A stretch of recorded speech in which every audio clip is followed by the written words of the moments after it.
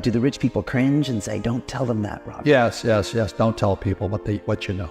Right. Keep them poor. My father was the head of education, PhD, all that stuff. I go home and ask him, said, why don't we learn about money in school? And he looked at me and says, because the government doesn't let us teach that subject. The government tells us what we can teach and what we can't teach. And I thought that was strange. And I said, but aren't we going to school to learn about money? He says, no, your job is to get a job. I said, but you get a job to earn money. He goes, no, you're supposed to just get a job. I went, no. Isn't the purpose of a job to earn money? He goes, you're correct. I said, so why don't I just learn about money? I can skip the job part, you know? And he got flustered and he said, if you want to learn about money, why don't you ask your best friend's father about money? And I said, why? That's Mike. So why ask him? He says, because Mike's father is an entrepreneur. And I said, what are you? He says, I'm an employee. I'm a government employee. And I went, oh, what's the difference? This is the difference is an entrepreneur must know about money, or they're no longer entrepreneurs. And he says an employee doesn't have to know anything about money because the government will take care of them, the company will take care of them. So I'm all confused. But I took my dad's advice and I trundled over to Mike's father's office and knocked on his door and I said, hey, I'm here, 9 years old. Teach me about money. He says, beat it, kid, you know. But that's where the story of Rich Dad, Poor Dad started. And finally, through persistence, my rich dad started teaching me about money on one condition. And that condition was he would never pay me. He says, the moment I pay you, you think like an employee. He says, that's the trap. Entrepreneurs work for free. And now I'm 9 years old, my head's going cracking in half. He says, you never want a paycheck. You understand that, kid? Okay, I got it. And he says, well, how do I make money? He says, that's what entrepreneurs figure out. It's like, so how do I learn about money? So he would just break out a Monopoly game board. So I would work for free. I'd pick up cigarette butts and get hotels and restaurants that I would clean and do menial tasks. And as I got older, I started getting into office work and marketing and accounting. And I was an apprentice, basically, but I always worked for free. And he would teach me about money. But the way he taught me about money was playing Monopoly. And I finally one day I got upset. I said, well, when are you going to teach me about money? He says, what do you think we're doing? And we're playing Monopoly. He goes, no. What do you think we're doing? We're playing Monopoly. He says, what do you think we're doing?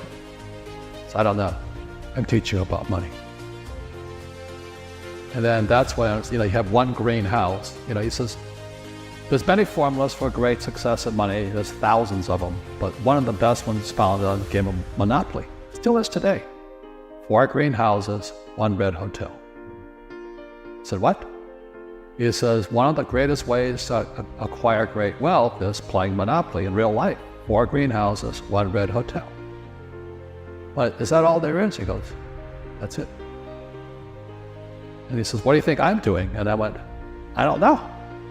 So then he took me out, he showed me his greenhouses.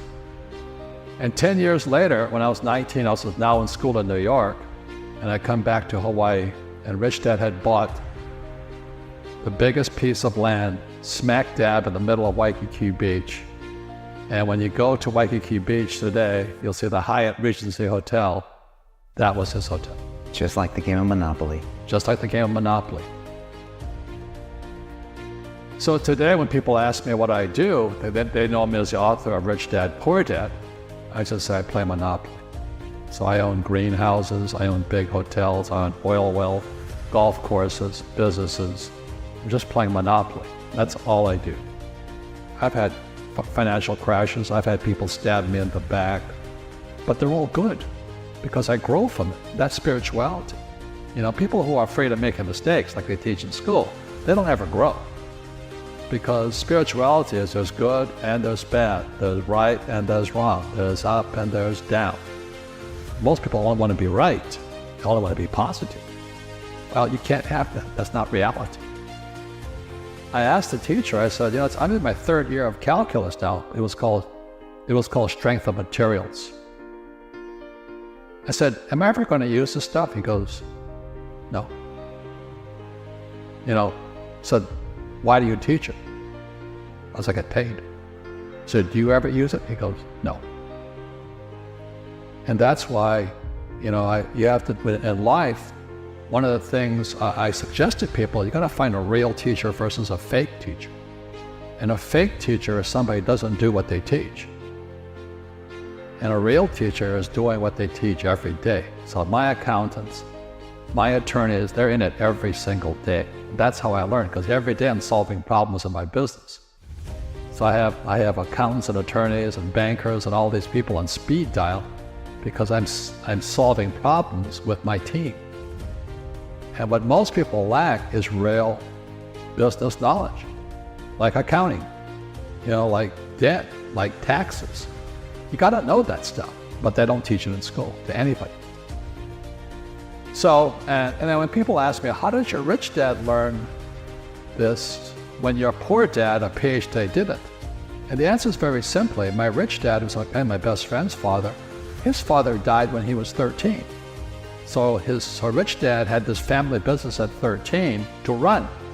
So he had to drop out of school, which was his blessing. There's blessings and, sometimes a blessing doesn't look like a blessing, but it turned out to be a blessing. And then his teachers became his bookkeeper, his accountant, his attorney, his banker, his real estate agents.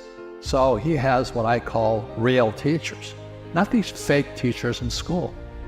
You see, most teachers in school, they're out of ethics. They teach subjects they themselves don't practice. My PhD dad, he says, what do you think I am, made of money? I can't afford that. And my rich dad would say, that's why he's poor.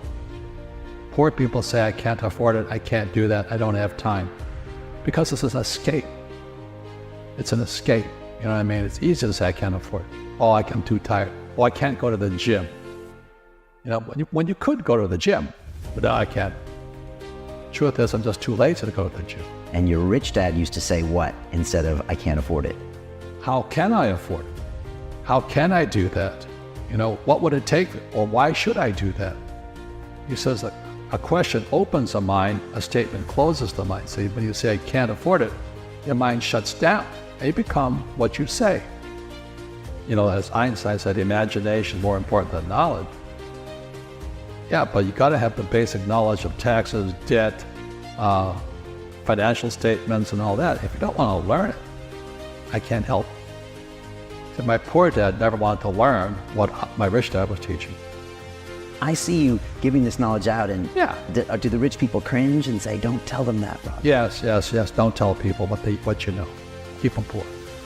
But, unfortunately, the poor, as was in the Bible, I'm not real religious, the poor will always be amongst us because it starts up here. Right, it's that fear mentality.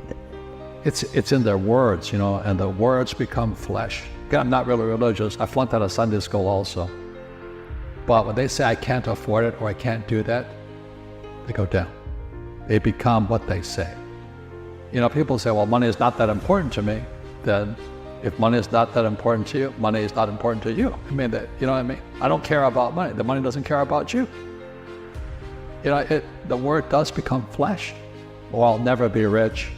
Or the favorite one is the rich are greedy. It's the poor that are greedy.